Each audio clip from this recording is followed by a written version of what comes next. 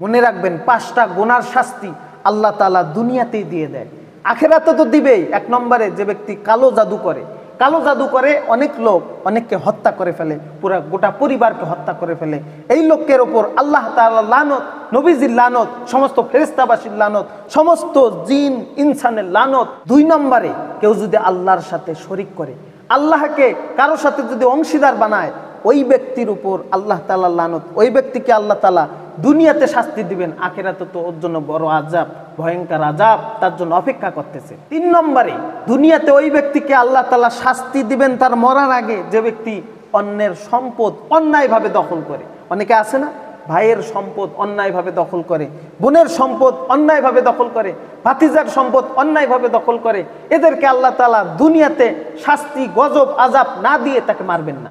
4 নম্বর হলো যে মহিলা, যে নারী বেপরদায় চলে, বেপরদায় হাট বাজারে যায়, চুলগুলো ছেড়ে দেয়, মুখটা খোলা রাখে, বেপরদায় যে নারী চলে, ওই ব্যক্তিকে, ওই নারীকে, নারী পুরুষ উভয়ের জন্যই কিন্তু পর্দার বিধান আছে, পুরুষের জন্য পর্দার বিধান আছে। পুরুষ যেন কোনো বেগানা নারীর দিকে না তাকায়, এটা হলো পুরুষের পর্দা। চোখকে হেফাজত করা, চোখকে মাটির দিকে নিয়ে, নিচের দিকে নিয়ে চলাফেরা করা, এটা পুরুষদের জন্য ফরজ, এটা পুরুষদের জন্য পর্দা। আর নারীদের জন্য ফরজ পর্দা হলো তারা যেন বেপর্দায় না বের হয়। এই নারীদের দোষ বেশি, কারণ নারীরা যখন বের হয় পুরুষরা তো তাকাবেই। কারণ বিড়ালের সামনে আপনি যদি শুটকি যদি ঢেকে না রাখেন, তখন তো বিড়াল খাবেই। এজন্য দোষ হলো নারীদের। ওরা যদি বেপর্দায় না বের হয়, তাহলে পুরুষরাও কখনো পর্দাকে হারাবে না। 5 নম্বরে হলো লজ্জাস্থানের হেফাজত। চাই নারী হোক চাই পুরুষ হোক, উভয়কেই লজ্জাস্থানের হেফাজত করতে হবে।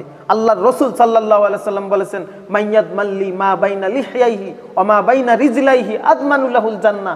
যে ব্যক্তি নিজের জবান এবং লজ্জাস্থানের হেফাজত করতে পারবে, তার জন্য আমি রাসূল জান্নাতের জিম্মাদারি হয়ে যাব। তাহলে 2টা জিনিসের হেফাজত, একটা হলো জিহ্বা আর একটা হলো লজ্জাস্থান।